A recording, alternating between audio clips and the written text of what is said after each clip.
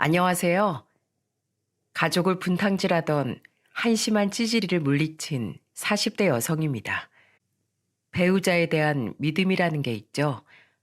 분명 좋은 사람이라던가 절대로 거짓말을 하지 않을 거라던가 혹은 이성 문제를 일으키지 않을 거라던가 하는 부부 사이의 믿음과 신뢰 말입니다. 저희 집안에 저런 신뢰를 개똥으로 여기는 놈이 하나 굴러 들어왔어요. 저는 그놈 때문에 겪었던 가족 간의 불화와 그놈의 한심한 최후에 대해 이야기를 시작하려고 합니다. 저는 몸을 움직이길 좋아하는 활동적인 사람이에요. 특히 운동에 관심이 많아 남들 다 공부하던 학창 시절에 저는 복싱을 배우러 다녔습니다. 다녀왔습니다. 엄마, 예슬이는요? 방이 조용하네요. 공부하지. 그러니까 조용히 가방만 두고 옷만 꺼내와. 탱자탱자 놀던 애가 갑자기 고2 때부터 대학에 가고 싶다더니 요새 무서울 정도로 공부에만 집착한다니까. 장하지 않니? 활동적인 저와 다르게 저와 연년생이었던 여동생은 조용하고 집에만 있기를 좋아했어요. 그러다 무언가에 한 번 꽂히면 무서울 정도로 몰두하는 성격으로 저는 그런 여동생이 대단하다고 생각했습니다. 저는 운동할 때를 제외하면 그렇게 집중력이 있는 성격이 아니었거든요. 이렇듯 서로 성격은 정반대였지만 같은 방을 쓰던 우리 자매는 굉장히 사이가 좋았어요. 거기다 부모님의 사이도 원만했으니 저는 우리 가족이 이만하면 평범하고 행복한 편이라고 생각했죠. 하지만 동생이 공부할 거라고 선언했던 해의 어느 날, 제 환상은 산산조각 나고 말았습니다. 이게 벌써 몇 번째야? 저번에 걸렸을 때 내가 다음엔 절대 못 봐준다고 얘기했지? 그 여편네한테 또 얼마를 퍼다 줬어? 이 발정난 짐승 자식아, 넌 당장 이혼이야. 알고 보니 부모님은 저희 앞에서만 사이가 좋은 척 하셨던 거더라고요. 아버지란 인간은 가족을 두고 상습적으로 바람을 피우고 있었던 겁니다. 결국 참지 못한 엄마는 아버지와 대판 싸움을 벌였는데 술에 취한 아버지는 싹싹 빌지 못할 망정 엄마에게 손찌검까지 하더라고요. 놀란 저와 동생은 경찰에 신고를 하고 엄마를 보호했죠.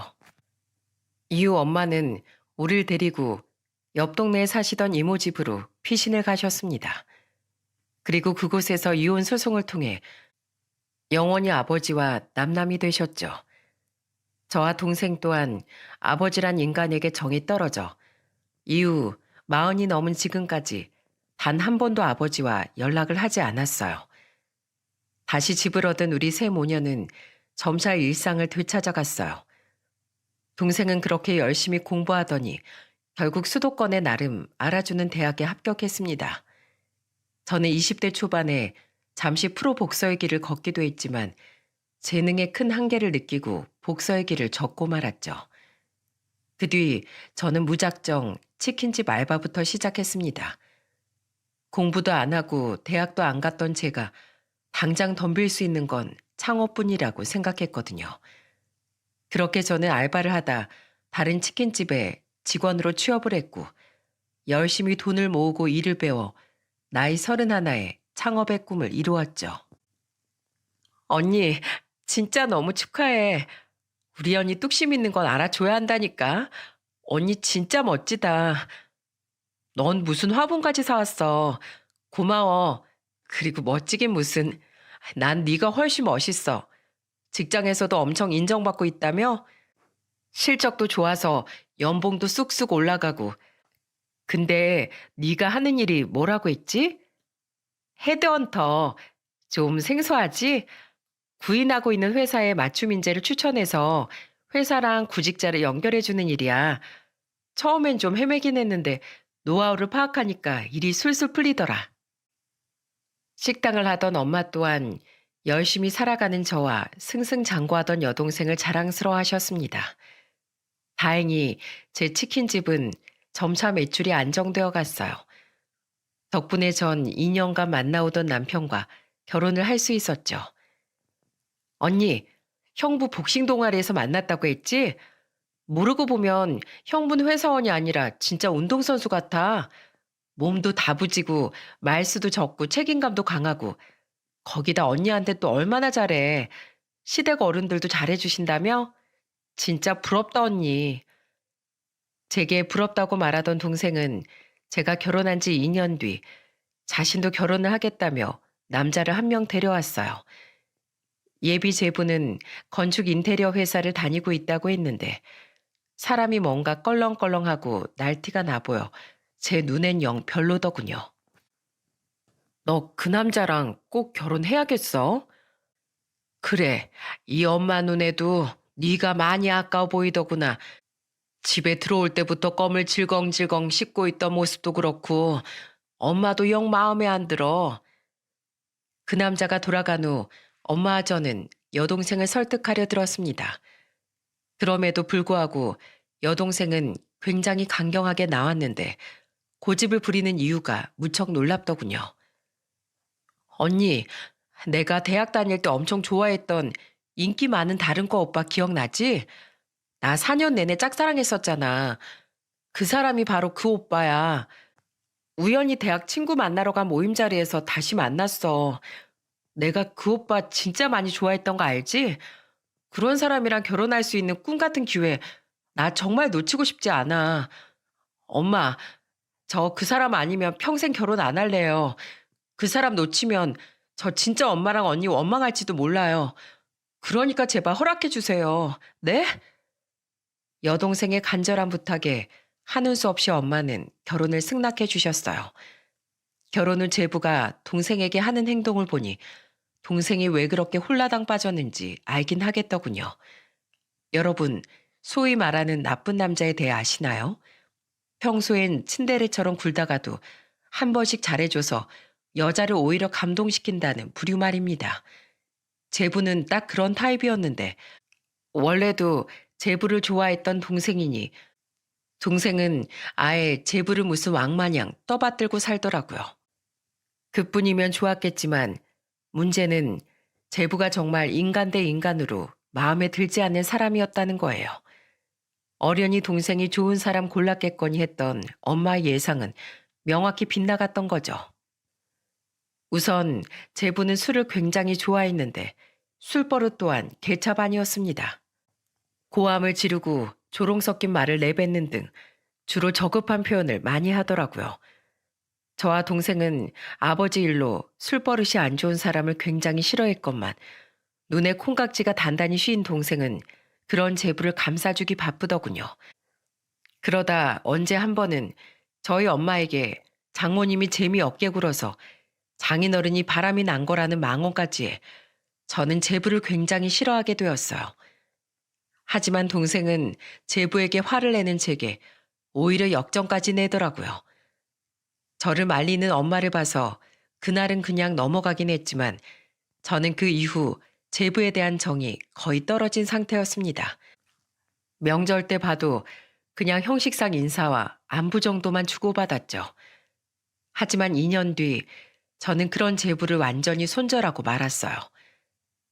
제부, 건축 인테리어 가게 창업 축하해요. 제부도 이제 저처럼 사장님이네요. 제부는 회사를 나와 자기 가게를 차렸습니다. 솔직히 제부가 싫었지만 그래도 가족인데 축하할 일은 해줘야 한다고 생각해 저와 남편은 소고기까지 사들고 동생의 집에 찾아갔어요. 하지만 돌아온 제부의 대답에 그만 전 기분이 확 상해버리고 말았죠. 에이, 그건 아니죠. 사장이라고 해도 급이 다르잖아요. 전 엄연히 전문가고 처형은 그냥 자영업자인데. 제부, 뜻은 알겠는데 왜 말을 그렇게 해요? 급이 다르다뇨. 아니, 그렇잖아요. 전 대학 시절부터 전공한 사람이고 처형은 주먹질하다가 실패해서 할 거 없어서 치킨집 알바 시작한 거라면서요. 그거 아무나 다 하는 일인데 저랑 같은 급 취급받으려고 하면 제 입장에선 좀 그렇죠. 제부, 좋은 날 선물까지 들고 온 사람한테 너무 무례하잖아요. 제부의 입을 확 쥐어 비틀고 싶더군요. 저는 결국 제부에게 화를 냈는데 제 동생은 그 와중에도 왜 괜히 사람한테 시bil 거냐며 오히려 저를 탓하더군요. 오죽했으면 그 순한 남편까지 제 동생과 제부에게 화를 냈겠습니까? 하지만 제 동생은 끝까지 자기 남편만 감싸고 돌았고 화가 난 전 들고 간 소고기를 도로 들고 그 집을 나와버렸죠. 그날 이후 저는 동생과 제부를 일절 만나지 않았습니다. 심지어 명절에도 동생 오는 시간을 일부러 피해서 가곤 했어요. 엄마는 굉장히 속상해 하셨지만 제게 사정을 들으셨던지라 차마 화해를 종용하지도 못하셨죠. 그렇게 서로 불편한 관계로 남은 우리 가족의 시간은 계속해서 흘러갔습니다. 그런데 또다시 2년 뒤 잠시 동생 생각은 접어들 정도의 큰일이 저희 집에 불어닥치고 말았어요. 바로 남편이 다니던 중견기업의 사정이 어려워져 희망퇴직을 당하고 만 겁니다. 미안해 여보. 나도 어떻게든 버텨보려고 했는데 회사에서 압박이 너무 심했어. 우리 아파트 산 지도 얼마 안 돼서 대출금이 산더미인데 정말 미안해. 괜찮아. 그동안 고생 많았네, 우리 남편. 취직이야 다시 하면 되지. 이참에 푹 좀 쉬어. 휴가라고 생각하자, 우리. 하지만 나이 때문이었을까요? 남편의 재취업은 쉽지 않았습니다. 남편의 회사에 수도 없이 많은 이력서를 넣었지만 번번이 취업에 실패하고 말았죠. 급한 대로 대리운전을 뛰던 남편은 자꾸만 위축되어 갔어요. 그런데 실직하고 1년이 조금 넘은 어느 날 남편은 드디어 취직을 했다며 퇴근한 제게 말해주더라고요. 취직? 너무 축하해 여보. 무슨 회사인데? 당신 전에 일하던 거랑 비슷한 직종이야? 아니, 그게 사실은 회사는 아니고 나 건축일 해보려고 건축 관련 사무실에 취직했어. 뭐? 경력도 없는데 어떡해. 사장이 좋은 사람이라 흔쾌히 받아주더라. 처음에는 어쩔 수 없이 월급을 적게 받긴 할 텐데 그래도 비전이 좋은 것 같아. 일 열심히 배우고 경력 쌓아서 자격증 따면 나중에 내 가게도 차릴 수 있겠더라고. 그래? 건축이면 뭐 건물 짓는 현장에서 일하는 거야?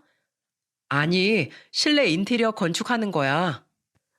그럼 그 제부가 하던 일이랑 비슷한 거네? 그런가? 신서방한테 내가 영 관심이 없어서 그런지 기억이 잘 안 나네. 아무튼 나 열심히 할게 여보. 조금만 더 나 믿고 기다려줘. 남편은 대충 말을 얼버무리더니 얼른 씻으라며 저를 화장실로 밀어넣더군요. 그때 이상한 남편의 낌새를 눈치챘어야 했는데 저는 그러지 못했습니다. 당시 치킨집 매출이 한창 많이 올라 매일이 피곤했던 때였거든요. 여보, 입술이 터졌잖아. 왜 이래? 저번에 가슴에 했던 멍자국도 그렇고 당신 왜 일만 갔다 오면 상처가 생겨 있어? 그런데 남편이 일을 시작한 지 1년이 지났을 때부터 남편의 얼굴엔 피로가 날로 쌓여갔어요. 게다가 자꾸 얼굴과 몸에 상처가 생긴 채 돌아오더군요. 처음엔 어디서 부딪혔나 싶어 넘어갔는데 자꾸만 이러니 너무 이상한 겁니다. 남편은 걱정으로 가득한 저를 보며 아무렇지도 않게 대답했어요. 별일 아니야. 내가 일할 때 너무 과격하게 움직이나 봐. 그래서 자꾸 자재를 떨구고 발판 위에서 떨어지기도 하고 그래서 생긴 상처야. 앞으로는 조심할게. 하지만 그로부터 한 달쯤 지났을 때 저는 혼자서만 속 끓이던 남편의 엄청난 진실을 알게 되고 말았습니다. 어느 날 조금 늦는다던 남편은 밤 12시가 넘어서야 비틀대며 집에 들어왔어요. 그것도 잔뜩 술에 취해서 말이죠. 아유, 술 냄새. 술도 잘 안 마시던 사람이 무슨 술을 이렇게 많이 마셨어. 아, 그냥 너무 답답해서 술 한잔 했어. 제가 물을 가져오니 현관 옆 벽에 기대 있던 남편은 물을 벌컥벌컥 들이키더군요. 그러더니 갑자기 그대로 바닥에 철퍼덕 주저앉는 게 아니겠어요? 게다가 이내 닭똥 같은 눈물까지 뚝뚝 떨구기 시작해 저를 굉장히 당황하게 만들었죠. 여보, 왜 울어? 어? 당신 무슨 일 있지?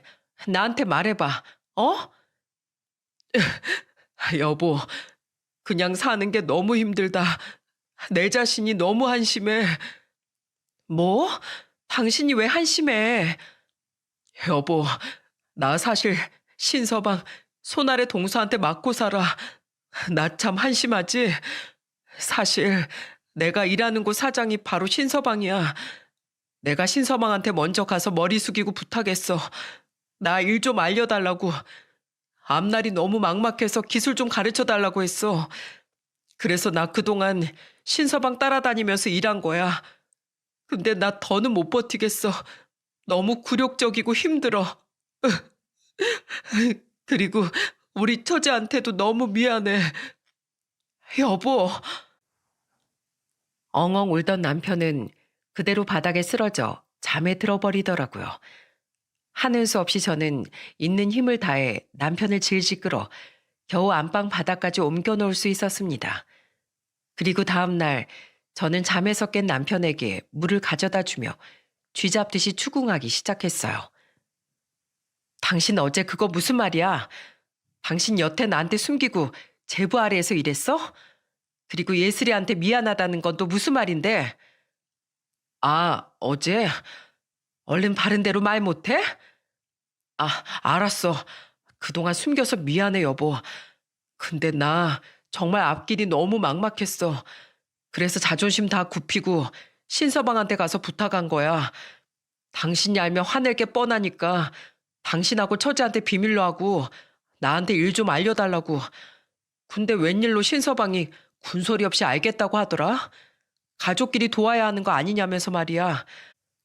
근데 일을 알려주겠다는 사람이 거의 1년 내내 허드렛 일만 시키더니 나중엔 담배랑 술 심부름에 내가 조금이라도 잘못하면 욕설도 서슴지 않더라. 아무래도 우리한테 가지고 있던 앙심을 그렇게 푸는 것 같았어. 그래도 여기 아니면 어디서 또 돈 받으며 일 배우겠냐는 생각 하나로 버텼어. 근데 2달 전 내가 뭔가를 본 후로 신서방이 나한테 하는 행동이 더욱 심해지더라고. 당신이 뭘 봤는데? 남편은 제 눈치를 보더니 한숨을 푹 쉬었습니다. 그리고는 죄진 사람처럼 어깨를 잔뜩 움츠린 채 말을 이었죠. 2달 전에 집에 거의 다 와가는데 그날 일찍 퇴근했던 신서방한테서 전화가 오더라고. 받아보니까 잔뜩 취해서는 자기 좀 데리러 오라고 명령하더라. 근데 가보니까 엄청 큰 유흥업소더라고. 알지? 방에서 여자 끼고 술 마시는 곳. 신서방이 전화를 안 받길래 하는 수 없이 거기 들어가서 직원한테 신서방 이름을 물어보니까 웬걸? 직원이 바로 알더라고. 그 가게 단골이래.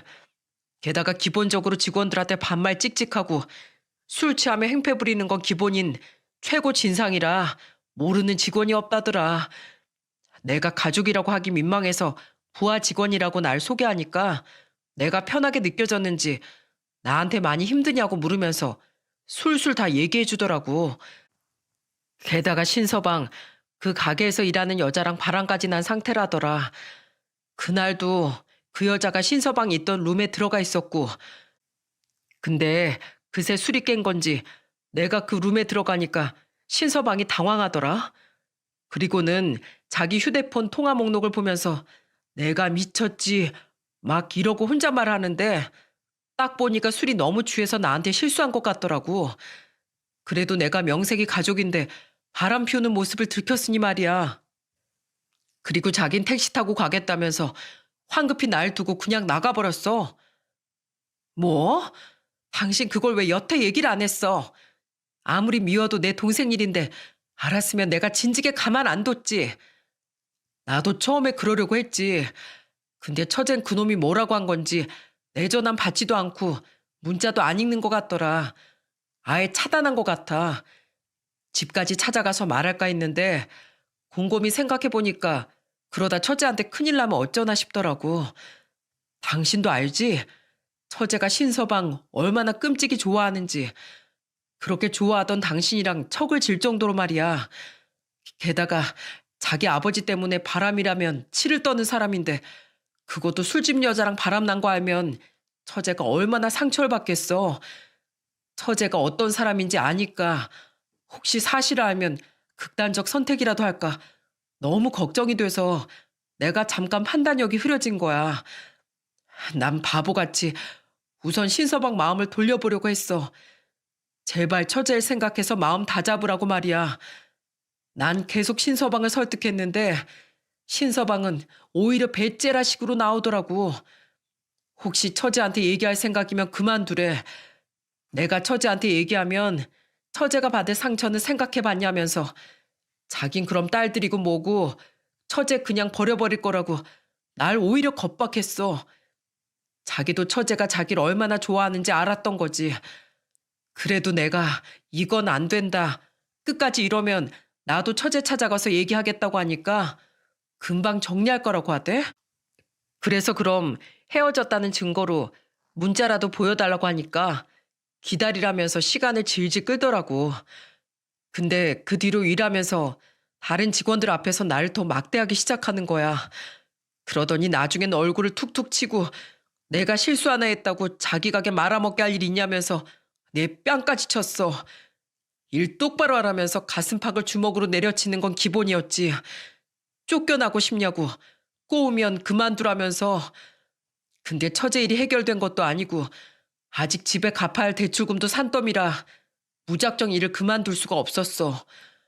그렇게 겨우겨우 버티면서 언제 헤어질 거냐고 계속 물었더니 나중엔 그러니까 네가 해고나 당하는 거라고 난 실패한 인생이라면서 모욕도 서슴지 않더라. 2달이나 기다렸지만 신서방 그 여자 정리할 생각 없는 것 같아. 처제가 신서방 일이면 죽고 못 사는 거 아니까 내 선에서 어떻게든 해보려고 했는데 그놈은 구제불능이야. 내가 너무 못난 놈이라 난 그놈한테 기술도 제대로 못 배우고 처제 일도 해결해주지 못했어. 하긴 동서한테 맞으면서 일하는 한심한 놈이 뭘 할 수 있겠어? 이런 내가 너무 한심하고 처량해서 어젠 도저히 술을 안 마시고 들어갈 수가 없더라. 그동안 숨겨서 이런 못난 놈이라 너무 미안해 여보. 남편은 끝내 눈물을 보였습니다. 사람 자존감이라는 게 깎이기 시작하면 사람을 이렇게 작아지게 할 수도 있다는 걸 저는 그날 알게 되었죠. 저는 남편이 안쓰러워 남편을 안아주었어요. 이 바보야, 내가 말했지? 당신 절대 못난 사람 아니라고. 당신은 나름대로 가족을 위해 어떻게든 버티려고 애쓴 거잖아. 그리고 내 동생을 위해서 최선을 다해줬잖아. 당신이 괴로웠던 건 당신이 너무 책임감 강하고 착한 사람이었기 때문이야. 여보, 어떻게 사람이 항상 승승장구만 할 수 있겠어. 그동안은 잠시 당신 인생에 비바람이 몰아치는 시간이었던 거야. 맞은 빗물이야. 말리고 털어버리면 그만이잖아. 그 일 당장 때려치워. 그리고 우리 다시 시작하자. 정 안 되면 내 치킨집에서 같이 일해도 되고. 어? 우리 남편 이렇게 든든한 아내가 버티고 있는데 뭐가 무섭고 두려워. 걱정할 거 아무것도 없어. 그리고 당신 혼자 힘들어할 동안 내가 미처 몰라줘서 정말 미안해. 당신이 그렇게까지 내몰리게 해서 그것도 정말 미안해. 아니야. 내가 더 미안해, 여보. 남편과 한참을 끌어안고 울다 보니 슬슬 부하가 치밀어 오르더군요. 감히 제 남편을 그렇게 무시하고 손직원까지 한 것도 모자라 자기에게 헌신했던 제 동생을 두고 바람까지 피워요? 여보, 어디가? 그놈 잡아 족치러. 같이 가. 당신 혼자 가서 뭘 어쩌려고 그래. 현준아, 일어났지?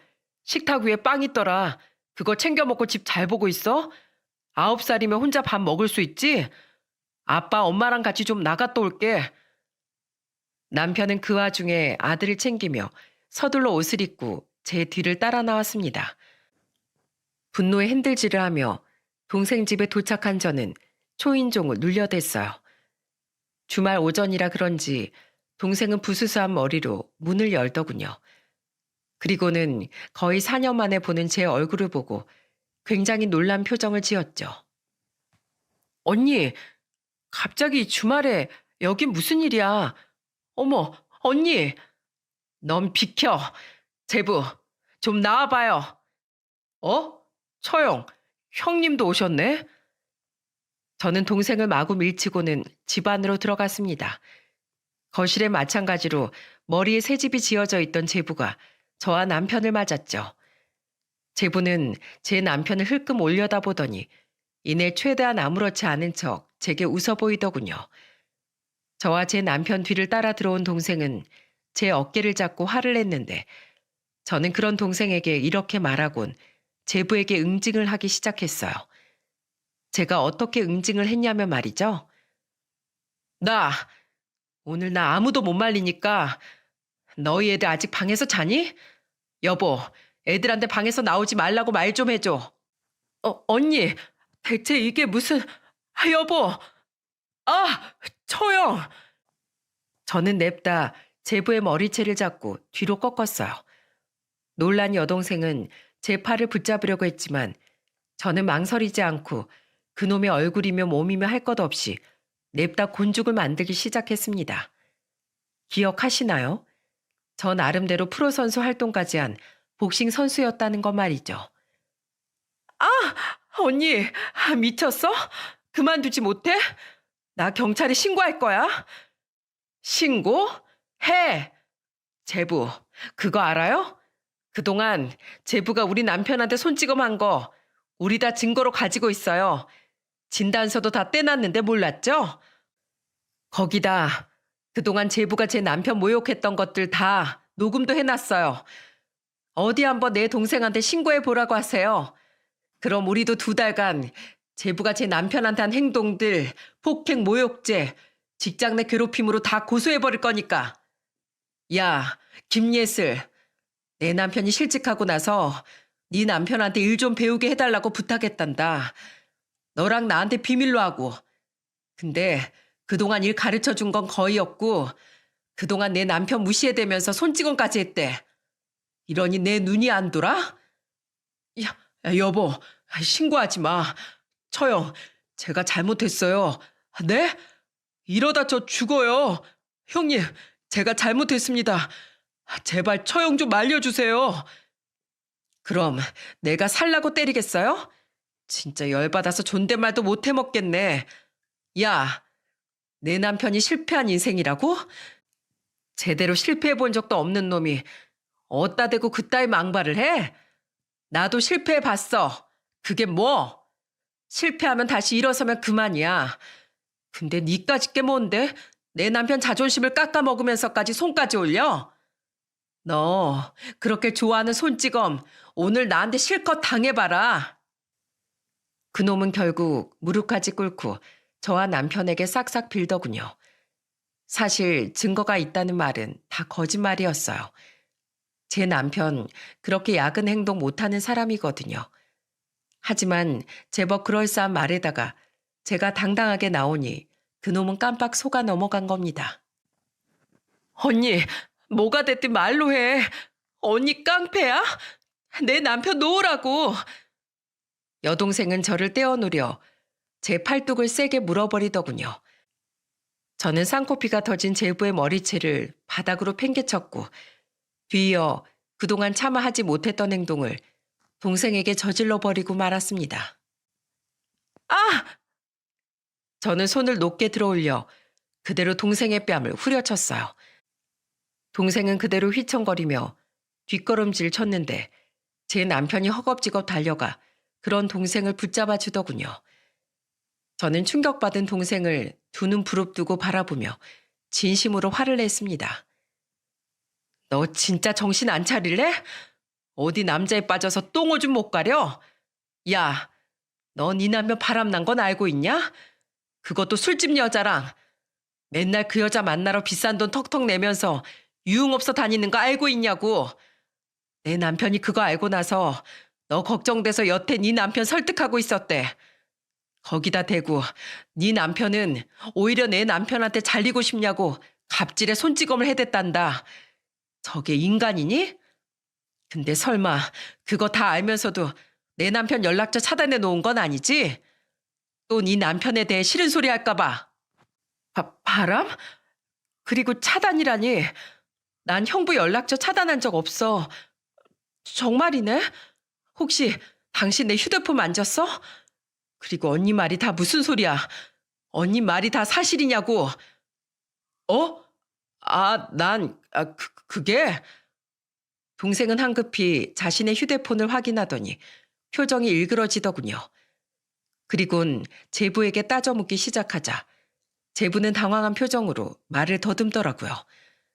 알고 보니 동생의 휴대폰에서 제 남편을 차단시킨 것도 바로 제부의 지시였던 겁니다. 제 남편이 처제에게 말할까봐 일부러 손을 써둔 거죠.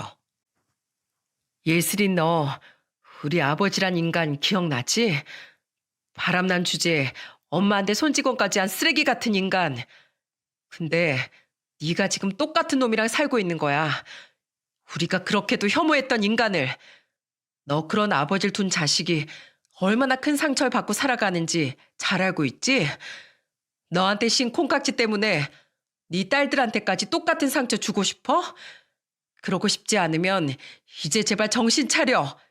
자, 이것 봐. 저는 동생의 면전에 사진 하나를 들이밀었습니다. 그건 바로 차에서 남편이 제 휴대폰으로 보내준 증거 사진이었어요. 남편은 혹시 증거가 필요할까봐 며칠 동안 제부의 뒤를 밟아 제부가 술집으로 가서 그 여자와 만나는 사진, 술집에서 나와 팔짱 끼고 유부남이 가선 안 될 장소에 들어가는 사진과 영상까지 전부 찍어놨더라고요. 저는 그중 한 장을 동생의 눈앞에 보여준 거죠. 증거를 본 동생은 그야말로 눈이 돌아버리더군요. 내가 당신한테 어떻게 했는데 감히 날 두고 바람을 피워? 여보, 아! 눈물을 뚝뚝 흘리던 동생은 엉거주춤하게 서 있던 제부의 뺨을 세차게 날려버렸습니다. 자기 말엔 꼼짝도 못하던 동생이 자신에게 그런 짓을 하니 제부는 놀라고 당황한 표정을 숨기지 못하더라고요. 그래도 여전히 제 동생을 만만하게 봤는지 제부는 제 동생에게 자신도 손을 올리려고 하더군요. 하지만 제부의 행동은 한 사람의 제지로 인해 꼼짝없이 막히고 말았죠. 이거 안 놔요, 형님? 어딜 감히 여자한테 손을 올려? 그것도 내 처제한테. 그건 바로 제 남편이었습니다. 여러분들 잠시 잊으셨을지도 모르겠네요. 제 남편 사실 그동안 참아와서 그렇지 그렇게 호락호락한 사람이 아니거든요. 저와 남편이 복싱 동호회에서 만났다는 사실 다들 기억하시죠? 게다가 타고난 힘도 좋아 제부는 제 남편에게 붙잡혀 꼼짝도 못하더군요. 내가 그동안 맞고만 있으니까 호구 같았지? 나한테 함부로 구는 것도 더는 못 참지만 내 아내랑 처제한테 함부로 하는 건 절대 내가 가만 못 있지. 너 그동안 내가 처제 남편이라 처제 생각해서 참고 봐준 거야. 나 복싱 동호회 출신이거든? 집사람 주먹만큼은 못해도 힘 좀 쓰는데 한번 맞아볼래? 네가 그렇게 나한테 해대던 힘자랑 나랑 한번 겨뤄볼래 어디? 형이 그게요. 제가 그동안 좀 너무 건방졌죠? 죄송합니다. 죄송하면 당장 이 집에서 꺼져. 발도 안 보이게 뛰어서 꺼지라고. 남편은 제 동생에게 손을 올린 그놈에게 단단히 화가 난 모양이더군요. 자신이 그토록 손찌검을 당할 땐 얌전히 견뎌왔던 사람이 말입니다. 남편의 호통에 그놈은 꽁지가 빠져라 도망을 가더라고요. 그제야 동생은 바닥에 털썩 주저앉아 대성통곡을 하기 시작했죠. 개자식, 내가 그동안 돈 못 벌어와도 가게 월세 다 내주고 시공 이상하게 해서 고소당했을 땐 합의금까지 다 책임져 줬는데 내 언니랑 등까지 돌려가면서 자기 편을 들어줬는데 어떻게 나한테 이럴 수가 있어? 여자의 눈물에 약했던 남편은 제부에게 사납게 굴었던 모습은 온데간데 없이 쭈그려 앉아서 연신 제 동생의 등을 토닥이더군요. 저는 그런 동생의 앞에 앉아 팔을 찰싹찰싹 때렸습니다. 그리고는 저도 눈물을 터뜨리며 잔소리를 퍼부었죠. 이제 정신이 좀 차려져? 내가 진짜 너 때문에 못 살아. 옛날부터 뭐에 하나 꽂히면 아주 옆도 뒤도 안 돌아보고 경주마처럼 달리지. 어디 콩깍지가 껴도 썩어 빠진 데 껴져가지고 저런 핵폐기물 같은 놈을 만나. 이제라도 네 애들 생각해서 정신 차려. 언니, 난 언니한테 그렇게 못되게 굴었는데 언닌 나 안 버려줘서 고마워. 저 자식한테 복수해줘서 고마워. 이 웬수야. 이제라도 정신 차려줘서 내가 고맙다. 내 마음속에 항상 네가 얼마나 큰 짐덩이였는지 알아? 아주 등짝을 더 후드려 맞아야 돼. 맞아. 난 맞아도 싸. 저와 동생은 극적인 화해를 했습니다. 남편은 엉엉 울다 결국 얼싸하는 우리를 보며 눈물을 훔쳤어요. 그리곤 조용히 조카들이 있는 방으로 들어가 겁먹은 조카들을 달래주더군요. 저는 동생과 조카들을 우선 저희 집으로 데려가려고 했지만 동생은 거절했습니다. 내가 왜?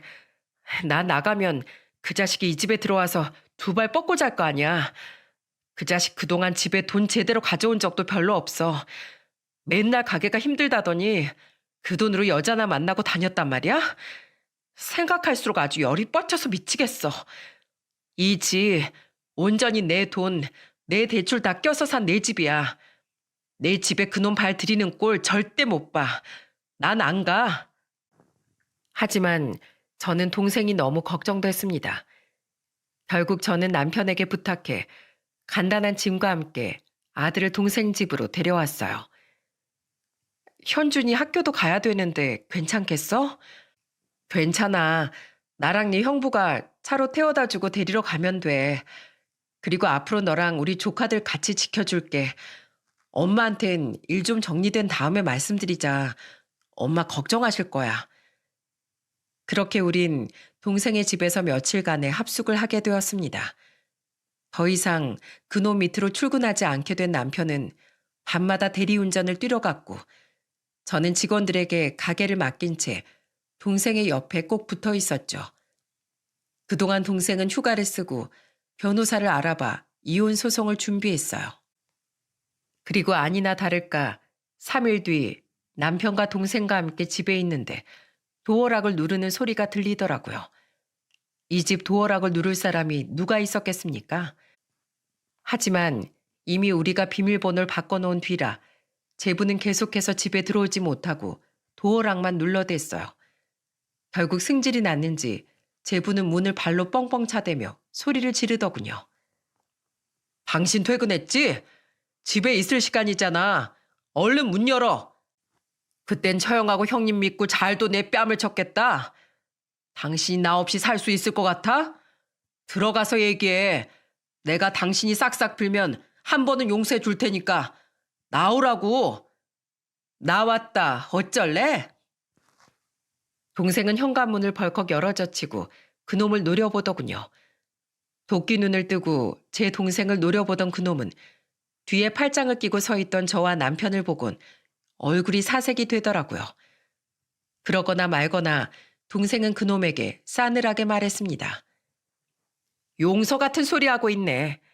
용서를 구할 건 내가 차려준 가게에서 번 돈 술집 여자한테 다 쓸어다 바치고 우리 형부한테 몹쓸 짓까지 한 당신 아니야? 여보, 나 누군지 몰라? 당신이 그렇게 좋아하던 당신 남편이잖아. 그게 뭐?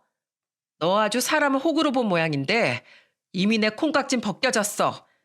당신이 바람을 피운 그 순간 당신은 내가 참아줄 수 있는 마지노선을 넘어버린 거야. 당신 가게로 이혼소장 보낼 테니까 그거나 잘 받아봐. 그리고 바람 피운 더러운 낯짝 우리 딸들 앞에 디밀었다간 국물도 없을 줄 알아? 여보, 잠깐만. 그럼 나 어디 가서 살라고? 나 그동안 찜질방에서 잤단 말이야. 그놈은 끝까지 겁박을 하고 동정심까지 유발하며 제 동생에게 매달리더군요. 저는 그 뒤에서 주먹을 뚝뚝 꺾으며 말했습니다.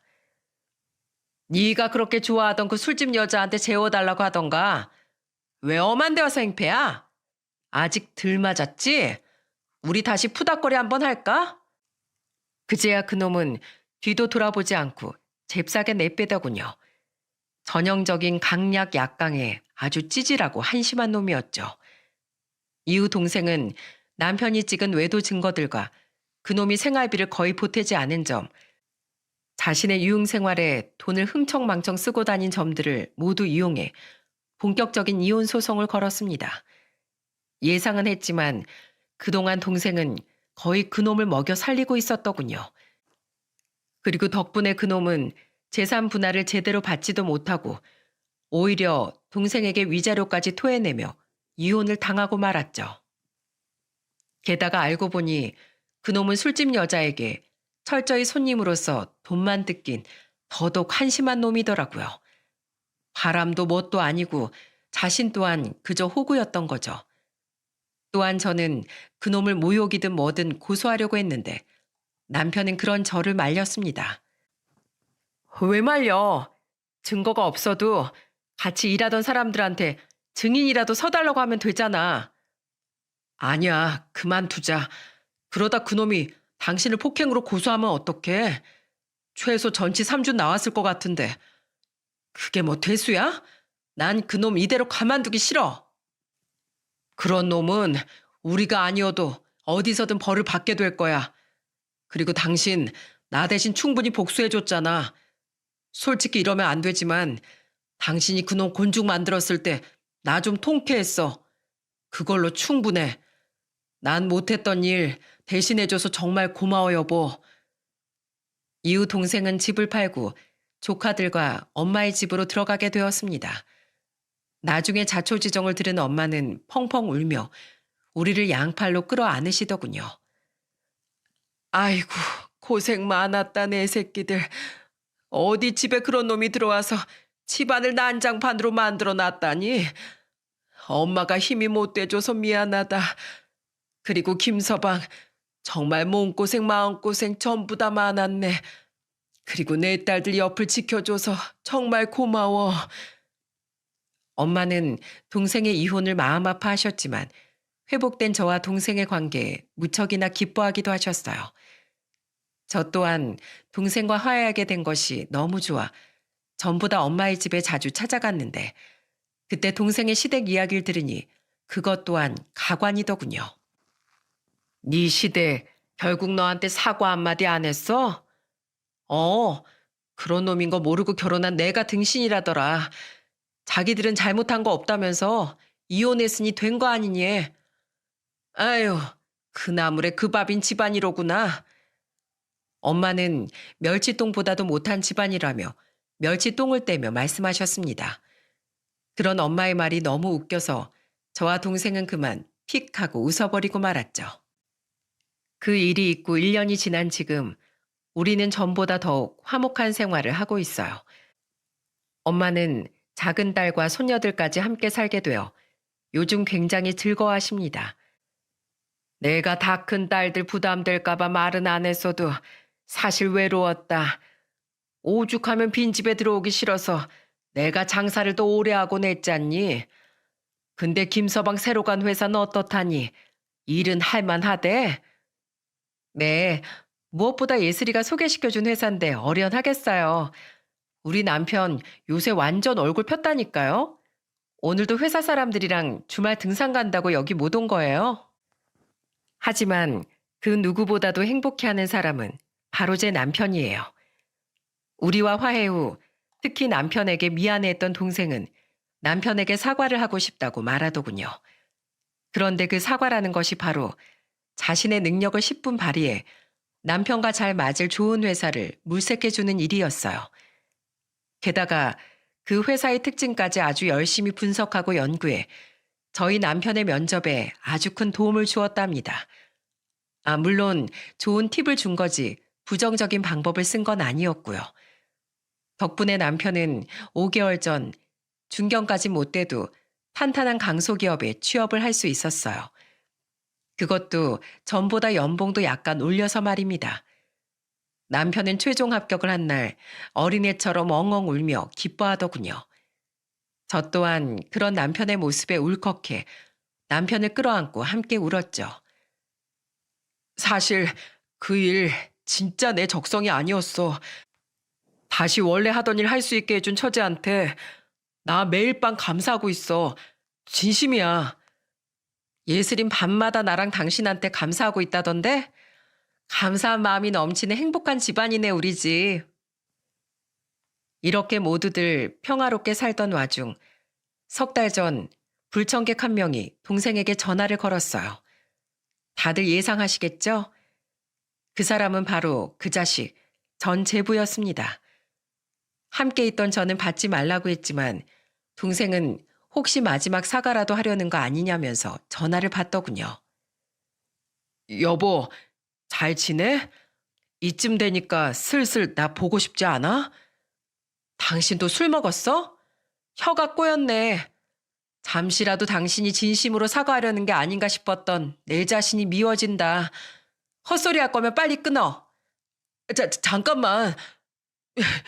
여보, 사실 나 지금 서울 말고 완전 지방 촌동네에서 지내고 있어. 내 가게 망했다는 얘기 누구한테든 들었지? 가뜩이나 계속 적자였는데 당신한테 위자료 주고 그 술집 여자한테 매달리다가 돈도 다 잃어서 월세를 못 냈었어. 그동안은 당신이 월세 내줬었잖아. 결국 나한테 거의 유일하게 남은 재산인 가게 보증금도 많이 까여서 가게 빼서 어떻게든 버텨보려고 했는데 내 소문이 어떻게 난 건지 서울에서 일자리 구하는 게 쉽지 않더라고. 그 와중에 또 전에 시공한 집주인한테 소송 걸려서 남은 보증금에서 또 돈 뜯겼어. 그래서 어떻게든 먹고 살라고 여기로 내려온 거야. 워낙 총구석이라 박봉도 이런 박봉이 없어. 우리 집에선 창피한 자식이라고 내 전화 아예 받아주지도 않아. 여보, 나 이 정도 벌 받았으면 충분하지 않아? 나 한 번만 용서해주면 이제 진짜로 당신하고 애들만 보면서 살게. 형님 내 기술 배우고 싶어 하시지 않았어? 그것도 내가 무료로 도와드린다고 해. 여보, 나 신건우야. 당신이 그렇게 좋아하던 신건우. 에휴, 한심하다 한심해. 당신 신건우 맞네. 내가 단단히 썩은 콩깍지가 씌어서 미처 몰랐던 그 찌질한 인간 신건우. 넌 인생 진짜 왜 그러고 사냐? 우리 형부한테 너랑 몇 번 일했던 인부 한 명이 나중에 사과 전화 왔더라. 그때 자기도 입에 풀칠해야 돼서 당신 행동 못 막아줘서 미안하다고. 그리고 그때 그 사람이 말해주던데 당신 그 바닥에서 실력 없고 인부들 대우도 개떡같기로 유명했다고. 내가 시공 잘못해서 몇 번 고소당할 때부터 알아봤어 했는데 그러니까 가게가 잘 될 리가 있었겠어? 가게 망하고 사람들이 일자리 안 준 건 다 당신이 자초한 일인 거야. 너 나랑 결혼한 것도 내가 돈 잘 벌어서 물주처럼 잡았던 거지? 이제 알겠네. 내가 얼마나 등신천치였는지. 당신 혹시 나처럼 정신 빠진 불쌍한 여자 또 만들지 말고 앞으로 그냥 혼자 쭉 살아. 그럼 적어도 지금보다 우리 애들한테 창피한 아빠는 안 될 테니까. 당신이란 먹구름이 거치니까 내 인생이 이렇게 쾌적할 수가 없어. 그러니까 두 번 다시 내 앞에 나타나지 마. 이 초미세먼지 같은 불쾌하고 찝찝한 자식아. 동생의 마지막 말에 저는 그만 박장대소를 하고 말았습니다. 그리고 무엇보다 그놈에게 헤어나오지 못하던 동생의 강단 있게 변한 모습이 속 시원하게 느껴졌죠. 이렇게 약 10년간의 우여곡절을 뒤로하고 우리 집안엔 다시 평화가 찾아왔습니다. 동생은 얼마 전 다 같이 술을 마시며 저에게 이렇게 말했어요. 내가 정말 바보 같았어. 남자에 미쳐서 진짜 날 위해주는 진정한 가족도 몰라보고 내 딸들만은 부디 나처럼 바보같이 안 자라도록 잘 키우고 싶어. 그러니까 언니, 부족한 날 위해서 언니가 좀 도와줄래? 내가 더 이상 헛짓거리 못하게 옆에서 언니가 잘 잡아줘. 동생의 부탁처럼 저는 앞으로 동생이 또 다른 잘못된 행동이나 선택을 하지 않게 항상 곁을 지켜주며 살아갈 거예요. 남편과 함께 말입니다. 만약 또다시 정신 못 차리고 헛짓거리를 한다면 그땐 손바닥이 아니라 주먹으로 뺨따구를 날려줄 생각입니다. 아주 정신이 번쩍 들도록 말이죠. 그리고 마지막으로 저는 어렵게 찾은 남편의 자존감과 자신감이 없어지지 않도록 남편에게 보다 든든한 아내가 되어 가정을 잘 지켜나가려고 합니다. 여러분의 가족 중에도 이처럼 방황하거나 마음에 눈 가리기가 쉬운 사람들이 있나요? 저는 부디 가족으로서 그런 분들을 외면하지 말아달라는 이야기를 하고 싶어 이렇게 사연을 보내게 되었습니다. 사람은 누구나 실수를 하고 어두운 시기를 겪는 것 같아요. 마치 제 동생과 남편처럼 말이죠. 하지만 그런 이들이 길을 오래 헤매지 않도록 항상 돌아올 자리를 남겨두는 것이 바로 가족의 역할이 아닐까 저는 생각해요. 어렵게 다시 행복을 찾은 저희 가족에게 더 이상의 불행이 없기를 모두들 응원해 주시면 감사할 것 같습니다. 저 또한 여러분의 가정에 끝없는 평화가 찾아오길 간절히 바랍니다. 끝까지 들어주셔서 감사합니다.